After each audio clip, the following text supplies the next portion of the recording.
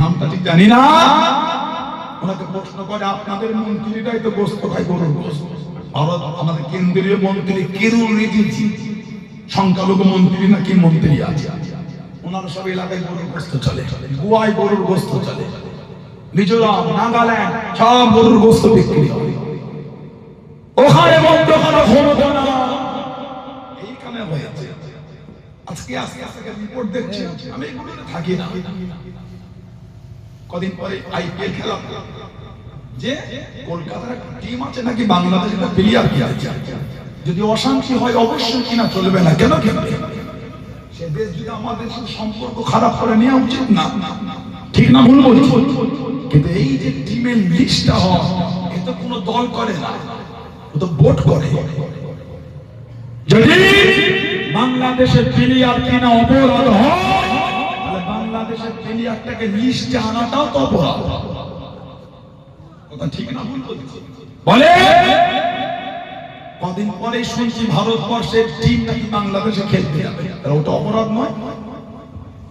বাংলাদেশ আগে তিনি মারা গেল, যেই মারা যায় মানুষের মৃত্যু, যারা এই সমস্ত হুলহুলি করে তারাই গাদ্দার। এই তো কদিন আগে কাশ্মীরে পেহেলগাম আমার দিল, কথা ঠিক না ভুল বলছি? এই পেহেলগামে অ্যাটাকের পরে জঙ্গি, এগুলো ঘিরে না আর অভদ্র ছাড়া দ্বিতীয় কিচ্ছু না। পেহেলগাম ওই অ্যাটাকের পরে যে কজন ধরা পড়লো একটা মুসলমান নয়, তারপরও আমাদের শুনতে হচ্ছে মুসলমান মানেই জঙ্গি। এগুলো অভদ্র আর হিংস্র ছাড়া দ্বিতীয় কেউ বলতে পারে না। আমার ভাইয়েরা, বাপজানেরা, ছেলেরা, যখন কালকে একটা ভিডিও দেখলাম, মানে গরুর আবার দুটো ভাগ আছে, একটা হলো দেশি গরু, একটা মিঠুন গরু। শুনতে হয় এগুলো, না শুনলে হবে কি? না শুনলে রাস্তায় তে মাথায় দাঁড়িয়ে বলবেন কি?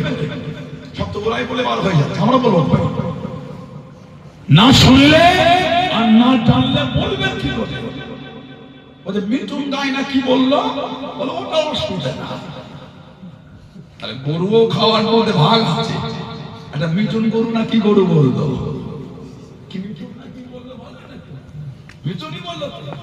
বলো ওই গরুটা খাওয়া যাবে, দেশিটা না।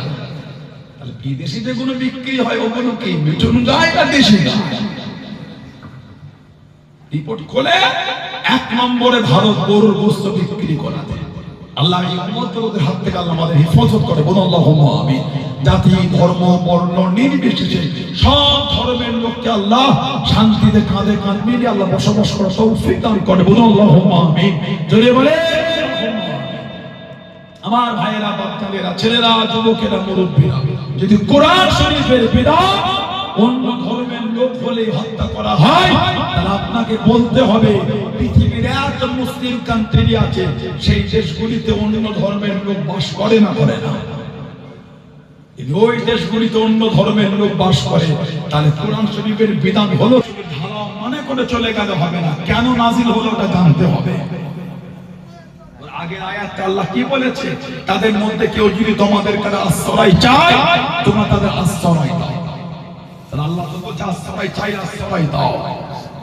আল্লাহ তো কোরআনে বলেছে যারা চুক্তি করে চুক্তি ভঙ্গ করে, এই 4 মাস অতিক্রম হয়ে যাওয়ার পরে তাদের যেখানে পারবেন সেখানে হত্যা করবেন, যারা চুক্তির ভঙ্গ করেছে।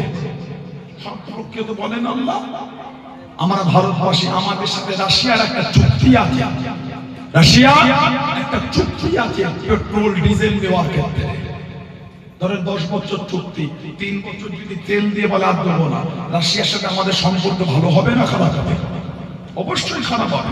তাহলে মুসলমানের সাথে কুফারে কুরআন মিন মাসিরাতি 40 আমান, আল্লাহ রাসূল বলেছে যদি কোন মুসলমান চুক্তি করে কোন অমুসলিম জিম্মিকে হত্যা করে, আল্লাহর নবী বলেন ওই মুসলমানটা জান্নাতে যাওয়া দূরের কথা, জান্নাতের খুশবুও পাবে না। তারপরে নবী বলছেন 40 বছরের রাস্তা, এত দূর থেকে জান্নাতের খুশবু পাওয়া যাবে। যে মুসলমান কোন অমুসলিমকে অন্যায়ভাবে হত্যা করবে, নবী বলেছে মুসলমান জান্নাতে যাওয়া দূরের কথা, জান্নাতের খুশবু পাবে না। তারপরও বলবে অন্য ধর্মের লোক ইসলামে হত্যা করার কথা বলা হয়েছে, ইসলামের নামে দুর্নাম করে।